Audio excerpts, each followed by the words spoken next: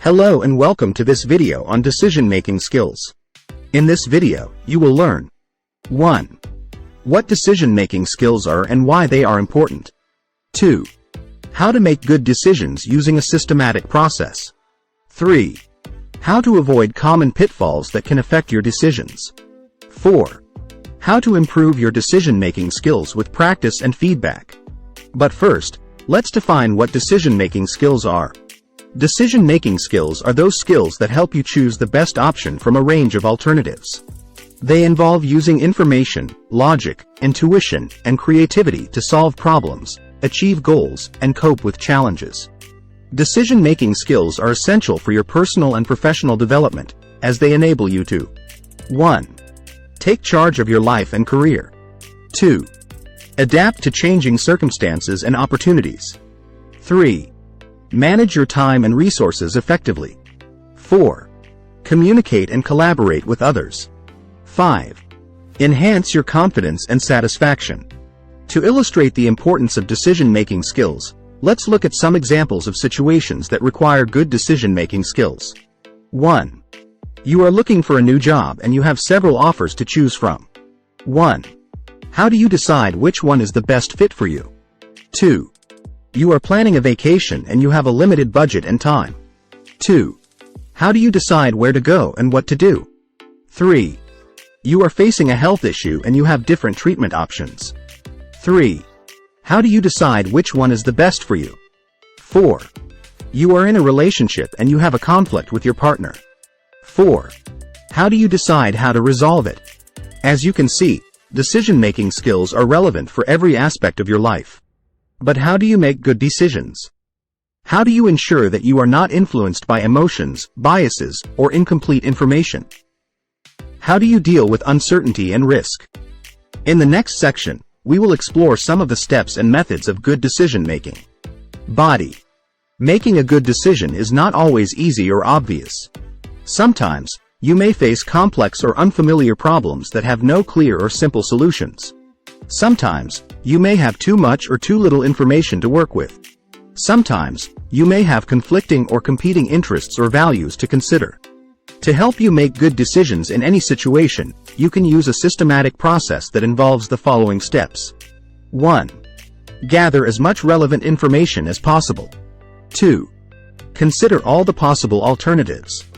3. Weigh the benefits and costs of each option. 4. Use both intuition and reasoning. 5. Avoid common biases and errors. Let's look at each step in more detail. Step 1. Gather as much relevant information as possible. The first step in making a good decision is to gather as much relevant information as possible. This means doing your research, asking questions, listening to different perspectives, and verifying the accuracy and reliability of your sources. The more information you have, the better informed you will be about the situation and the possible outcomes. For example, if you are looking for a new job, you may want to gather information about 1. The company's mission, vision, values, culture, and reputation. 2. The job description, responsibilities, expectations, and benefits. 3. The salary range, negotiation options, and growth opportunities. 4. The feedback from current or former employees or other sources. However, gathering information is not enough. You also need to organize and analyze the information in a meaningful way. This means identifying the main problem or goal, defining your criteria and objectives, and prioritizing the most important or urgent factors. For example, if you are planning a vacation, you may want to organize and analyze the information according to 1. The destination's climate, attractions, safety, and cost. 2. Your preferences, interests, needs, and budget. 3. Your availability, flexibility, and travel arrangements. 4. The feedback from other travelers or reviews. By gathering and organizing information effectively, you can reduce uncertainty and confusion in your decision-making process. Step 2. Consider all the possible alternatives. The second step in making a good decision is to consider all the possible alternatives. This means brainstorming different options, evaluating their pros and cons, and comparing them with your criteria and objectives. The more alternatives you have, the more likely you will find a suitable solution. For example, if you are facing a health issue, you may want to consider different treatment options such as 1. Medication. 2. Surgery. 3. Therapy. 4. Lifestyle changes. 5. Alternative medicine. However, considering alternatives is not enough. You also need to rank the alternatives in order of preference or feasibility. This means assigning scores or weights to each option based on how well they meet your criteria and objectives. For example, if you are in a relationship and you have a conflict with your partner, you may want to rank the alternatives according to 1. How effective they are in resolving the issue. 2. How acceptable they are to both parties. 3. How realistic they are in terms of time and resources. 4. How consistent they are with your values and principles.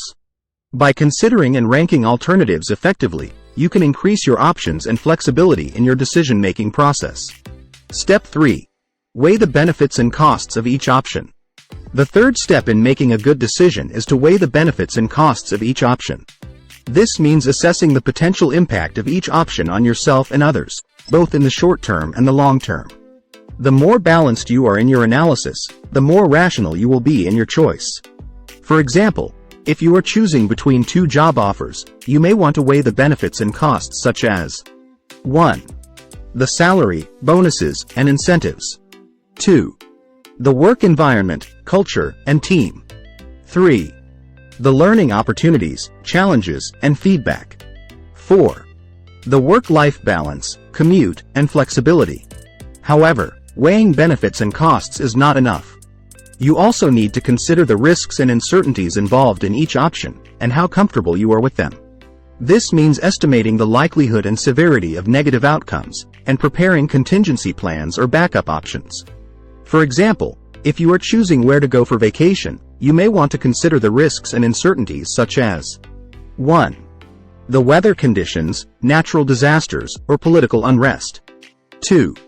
The travel restrictions, cancellations, or delays. 3. The health issues, accidents, or emergencies. 4. The scams, thefts, or frauds. By weighing benefits and costs effectively, you can optimize your outcomes and satisfaction in your decision-making process. Step 4. Use both intuition and reasoning. The fourth step in making a good decision is to use both intuition and reasoning in your decision-making process. Intuition is your gut feeling or instinct that tells you what feels right or wrong. Reasoning is your logical thinking that tells you what makes sense or not. Both intuition and reasoning can be useful in different situations, depending on the complexity and urgency of the problem. For example, 1. Intuition can be helpful when you have limited time or information, when you have a lot of experience or expertise, or when you have a strong emotional connection or motivation. 2. Reasoning can be helpful when you have enough time or information, when you have little experience or expertise, or when you have a weak emotional connection or motivation. The more you can combine both intuition and reasoning, the more effective you will be in your decision-making. For example, 1. You can use intuition to generate ideas or options, and then use reasoning to evaluate them. 2. You can use reasoning to narrow down your choices, and then use intuition to make the final decision. 3. You can use intuition to check your reasoning for any errors or biases. 4. You can use reasoning to explain your intuition to others. By using both intuition and reasoning effectively, you can enhance your accuracy and confidence in your decision-making process. Step 5. Avoid common biases and errors. The fifth step in making a good decision is to avoid common biases and errors that can affect your decision-making process. Biases are mental shortcuts or tendencies that can lead you to make irrational or inaccurate judgments. Errors are mistakes or flaws that can result from faulty reasoning or insufficient information.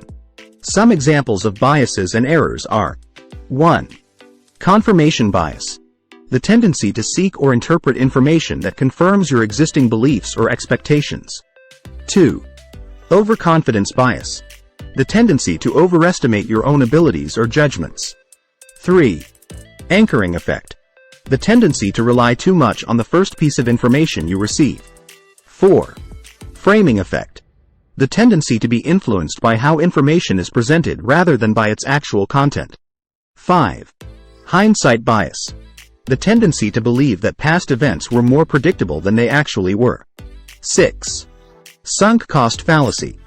The tendency to continue investing in a losing option because of the resources already spent on it.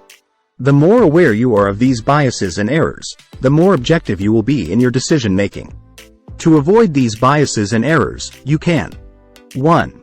Seek feedback from others who have different perspectives or experiences. 2. Challenge your assumptions and test your hypotheses. 3. Seek out contradictory or disconfirming evidence. 4. Consider multiple scenarios or outcomes. 5. Review your decisions periodically and learn from your mistakes. By avoiding common biases and errors effectively, you can improve your quality and consistency in your decision-making process. Conclusion.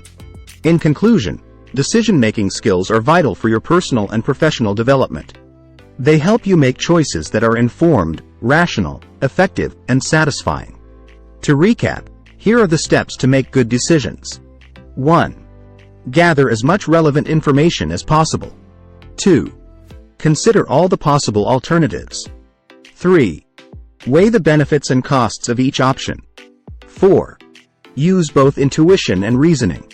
5. Avoid common biases and errors. Thanks for watching.